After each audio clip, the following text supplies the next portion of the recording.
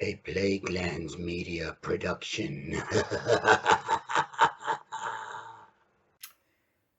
Hey everyone, this is Hugh from Plaguelands Media bringing you another book review today, so cheers.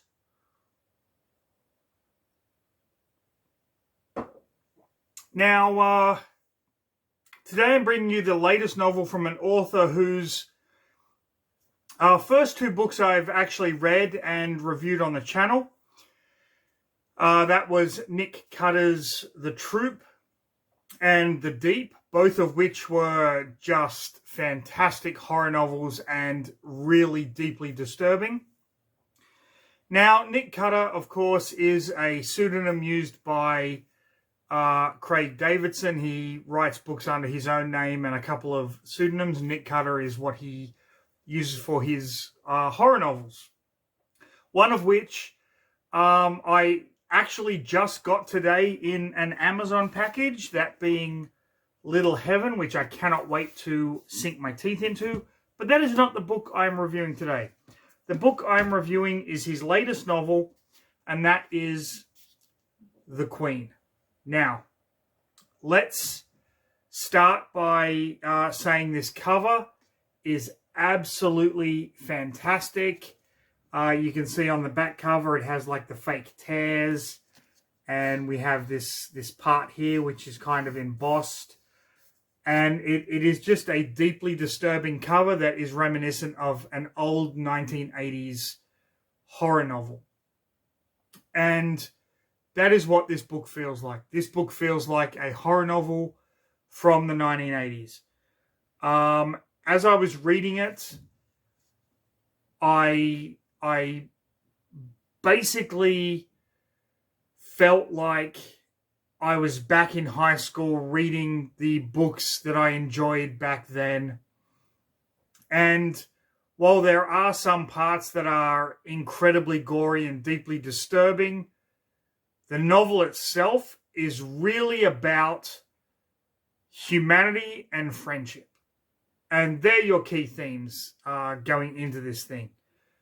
At the same time, there is this underlying kind of tone that is set about by the idea of genetic manipulation.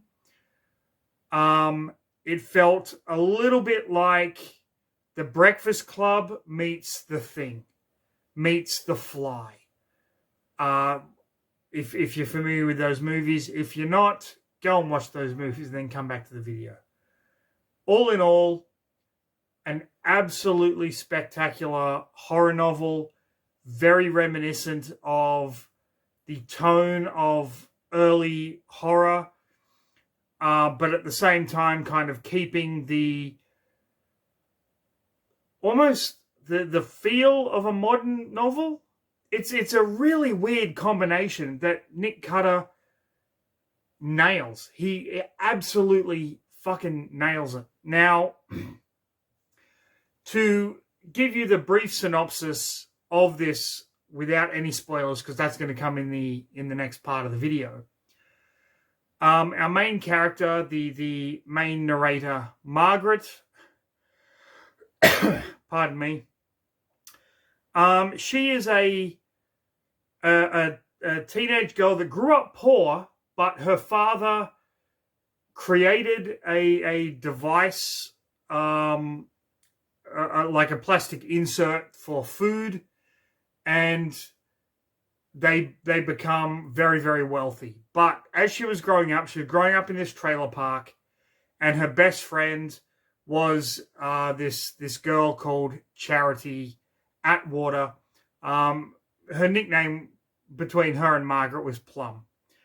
And as they grow up, and she ultimately becomes wealthy while Plum stays in the trailer park, they still remain friends. And then one night, they go to this party called Burning Van, which is a kind of a take on the Burning Man festival. And Plum asks Charity to look after her. They've had a bit to drink. They've been drinking some of Plum's mother's vodka. And Margaret ultimately kind of lets her guard lapse for a little bit, and Charity vanishes. And then something happens at this party which causes Charity to go missing. And she's missing for quite a while. And then one morning, Margaret wakes up and there's a package on the doorstep with a cell phone in it. And it's a brand new kind of iPhone. And she keeps getting messages from someone who claims to be Charity, and asks her to kind of follow these crumbs. Now, the entire novel happens over the span of a day. And it's one of those books where it's broken down into like 12:21, 12:40, kind of that, which usually pisses me off, but it really fucking worked in this book. It was really, really well done. And then we get Margaret going through her day, meeting people, following the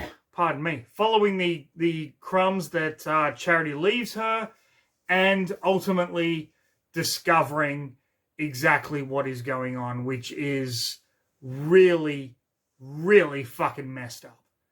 So, there you go. That's the plot of The Queen in a nutshell. I'm not going to spoil it because that's coming after our little kind of read a fucking book people theme song. Written, produced, directed, and starring Mr. Ian Van Gammet. So if you want to leave it here, go and check out our other videos. They're all fucking fantastic. But if you don't, stick around for the next episode of Read a fucking book. Read a fucking book. Read a fucking book. Read a fucking book. People. Okay, did you like the book? You going to say anything to your audience, to your fans out there? You want me to put you down? Okay, there you go. Okay, he's clearly not a fan of horror novels. I think I warped his mind. When he was a kitten, I made him watch Alien vs. Predator 2. That might have done something. So, as I said, this book starts with Charity has been missing. Margaret gets his cell phone with these messages telling her to go to certain places. The first place she decides to go to, or she is asked to go to, I should say, brings her into contact with this guy called Harry Cook, who is also a student that they go to high school with. And Harry Cook claims to have received messages that bring him to the same place. Ultimately, this trail leads them to the high school where one of their teachers basically has a meltdown and admits to sleeping with a student called Serena. Now, Margaret, who hasn't been at school for a while after Charity has gone missing, has no idea who this Serena is, and a lot of the other students won't answer her questions about who this Serena is that this teacher slept with. They go to the cafeteria for lunch after finding almost like a sex dungeon in the basement of the school. And while they're at lunch, Margaret decides, I'm going to ask everyone who this Serena is, who has seen Serena, who knows Serena. And the school basically turn on her, and she is forced to kind of flee, covered in food that they've thrown at her and whatnot, with Harry in tow. At this point, we get a bit of a jump to this character called Rudyard, who is this CEO of this multi-million-dollar genetic science corporation. But we find out about his backstory, how his father took him and his sister to Africa, and leaving them in the camp while they go and search for precious stones, there's an explosion which causes a minor earthquake, which causes these vicious ants to kind of migrate up out of the earth, and the ants basically devour his sister in front of his eyes, and they bite him almost to death, but he is ultimately rescued. We then go back to this, what's it called? Where you're following the clues.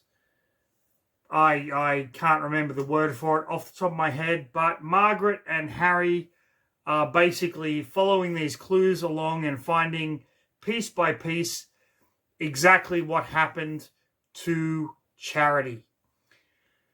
It leads them to the burning van where this party was held. And burning van is kind of this mecca for high school students where they all kind of come and congregate. And usually it's like the cool kids might have a party one week and then the poor kids might have a party the next week, and it kind of shifts back and forth.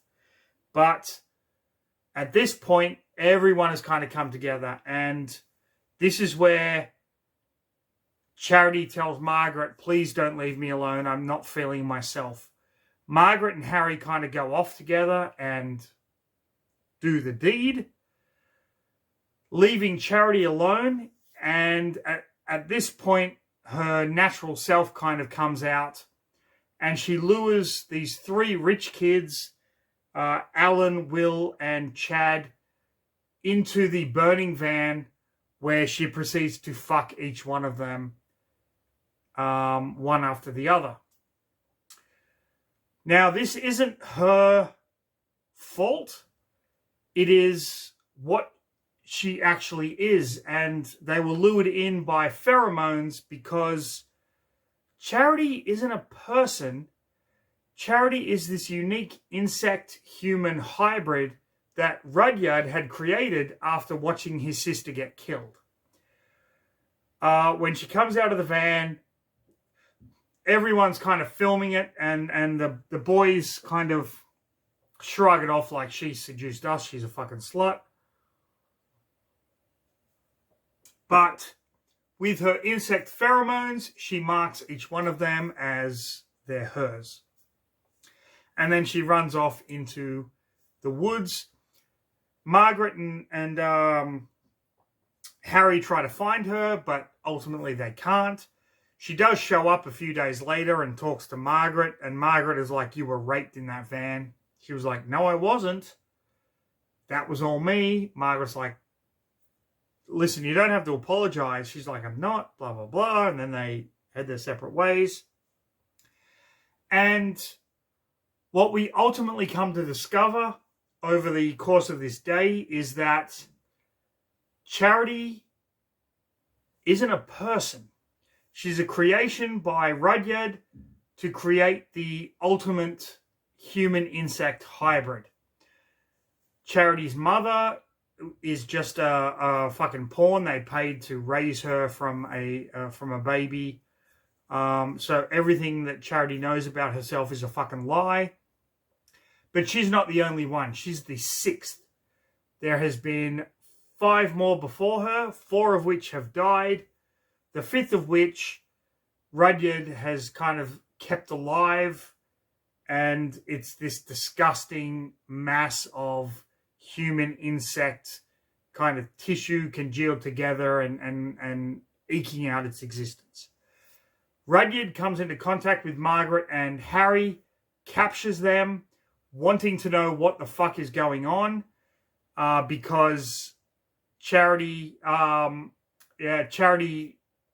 had ultimately decimated a laboratory. Margaret manages to escape from Rudyard after witnessing his test subject number 5 that they keep in this titanium thing, and she inadvertently frees it, and it goes on a killing spree before it itself is killed by Rudyard's kind of minions. and she is lured to this country club that's having this fundraiser for the missing boys. Will, Alan, and Chad, who are under the sway of Charity. At this point, we discover that Harry has been under Charity's sway the entire time, and he tells Margaret she will never hurt you, but just go there and do what she wants. We find out that this whole time, Charity has been plotting this revenge scheme, I guess you would call it, but it's not really revenge, where she has kind of turned these people into human insect hybrids, and she's given birth to other insect human hybrids. And at this point, the military becomes involved. Everything is shut down, and the whole thing is kind of quarantined. Now, what's interesting is we actually start with the end of the book, and then we get this almost like a one-day flashback sequence, and then we're right back to Margaret being trapped in this place with these insect humans eating other people, and this fucking gory, disgusting thing.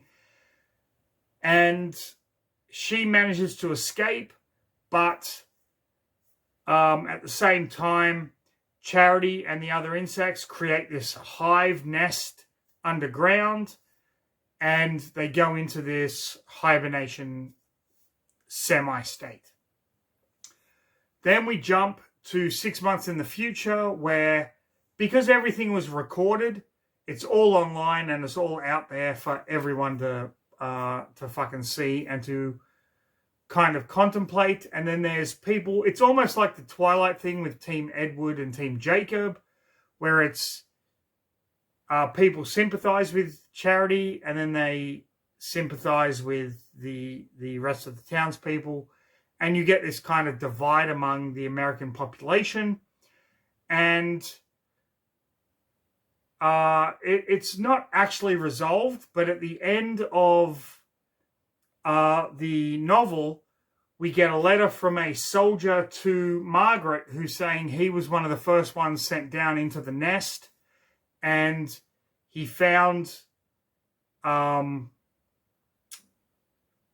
he found Charity, who was Serena. It was kind of like a split personality thing. So Serena from the very beginning that seduced the teacher.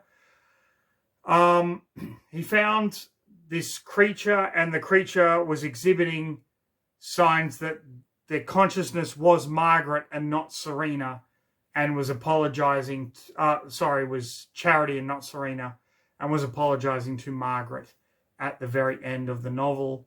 And that is where it ends. It is a fucking chilling read, especially for me, because I'm allergic to bees and wasps. So these wasps are going around stinging people, and they're fucking everyone up, and it's just absolutely horrific. Nick Cutter manages to perfectly capture the human side of the story with the horror side of the story, with insects and whatnot. And it was just a wonderful, wonderful horror novel, a brilliant read, and right up there with Nick Cutter's best. And I'm only saying that. I've only read 2 others of his novels, The Troop and The Deep, but it's up there with the best of them, because those 2 books were phenomenal. Nick Cutter has really kind of shown himself to be an author that can capture that spirit of 80s horror. I think if this was made into a TV series or a movie, it would be absolutely amazing. Someone fucking do it. They really, really need to. I loved every single minute of this. There was not a dull moment. There was not a point where you wanted to put the book down. The only reason I put the book down was because I had to go to bed because I had work the next morning. That's the only reason I would put this book down. Cannot recommend it enough. Go and check out Nick Cutter as an author. I really love his writing style. It's not simplistic by any stretch of the imagination, but it's accessible. And that is what you want. When you want to introduce people to reading, when you want to introduce people to horror, go with Nick Cutter. Nick Cutter is up there with Joe Hill for ease of read, accessibility, but also absolute balls to the wall terror. His books, the ones that I've read, have actually fucking scared me. The Deep was one of the scariest books I've ever fucking read. And I don't say that lightly. As a fan of horror novels, I've read horror from across the spectrum, but his novel, The Deep, is the one that basically puckered my asshole the entire time I fucking read it. This did the same thing. My butt cheeks were clenched the entire time reading this fucking book. So, cheers to Nick Cutter and cheers to all of you for watching this video. If you enjoyed it, like, subscribe, leave a comment, do all that fucking good stuff. But most importantly, stay safe. Have a fantastic rest of your day. And of course, as my good friend Mr. Ian Van Gamble would say, read a fucking book. Read a fucking book. Read a fucking book. People.